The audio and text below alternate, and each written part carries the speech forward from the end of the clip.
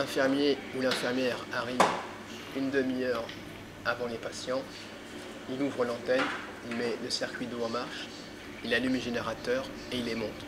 Sauf pour certains patients qui montent eux-mêmes leur générateur.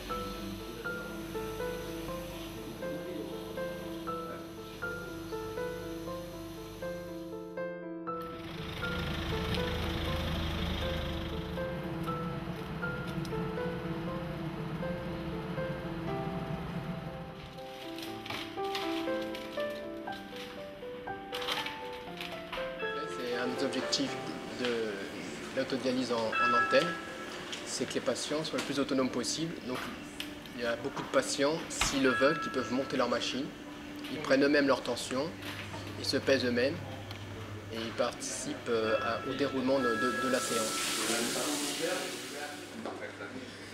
Alors, ce qui est important en antenne d'autodialyse, c'est que le patient soit à l'aise et qu'il y ait une relation de confiance qui s'établisse avec l'infirmier ou l'infirmière.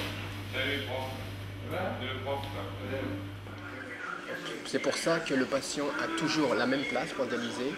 Il dialyse généralement toujours sur le même générateur. Il a un vestiaire au sein de l'antenne d'autodialyse dans lequel il peut mettre ses affaires personnelles. Il peut se changer.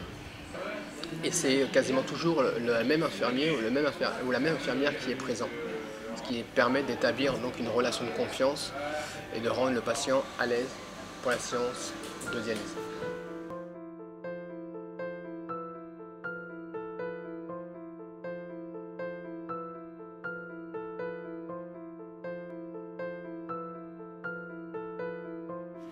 D'abord, je rentre, je viens poser mon sac. Après, je pars chercher mes coussins parce que je suis spécial. Moi, il me faut un coussin confortable, quoi. Je m'en vais me laver, enlever tout parce que je prends quelque chose pour insensibiliser les piqûres. Parce que, et puis voilà, après, je viens m'installer.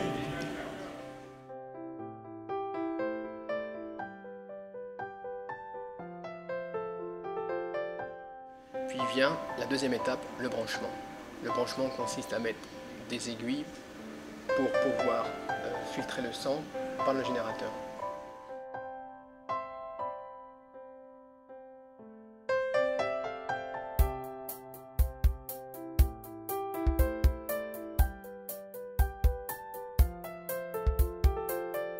La séance se déroule en général sur 4 heures. C'est assez convivial. Généralement, on sert un petit déjeuner, on prend le café ensemble, l'infirmier y participe.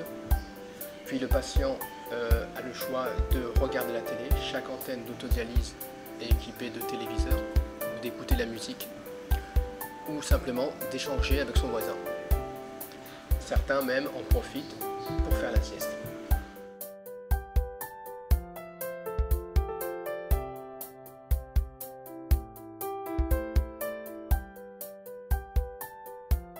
J'ai commencé par être dialysé à l'hôpital de Libourne et puis ensuite les médecins et puis l'équipe m'ont proposé justement de faire de l'autodialyse. Ils m'ont fait faire un petit stage si on veut pour prendre en compte la machine et puis ensuite j'ai été dirigé vers l'antenne. J'ai choisi la dialyse en antenne parce que c'est une manière de faire de l'autodialyse, c'est-à-dire de participer au traitement, ainsi au montage de la machine, et donc par conséquent de mieux connaître comment les choses se passent et s'approprier un peu la dialyse, et ça me paraît extrêmement important.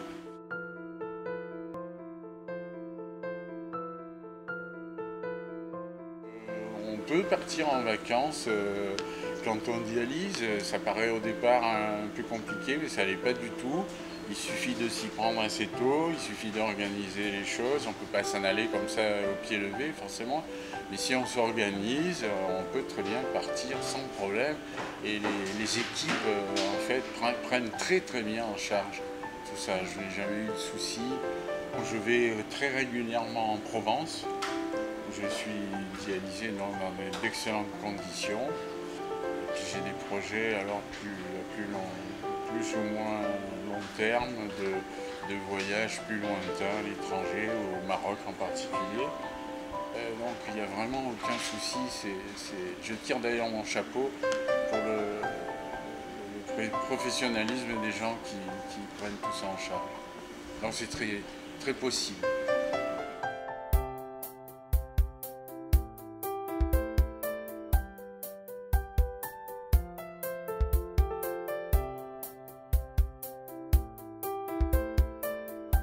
Et enfin vient la troisième étape, c'est le débranchement.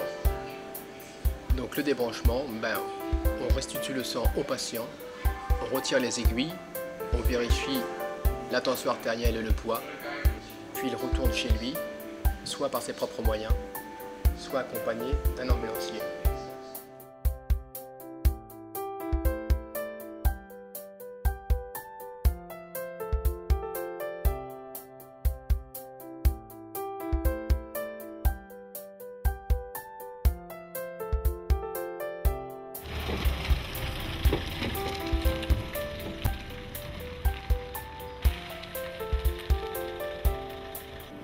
Allez, salut, bonne journée. Ciao.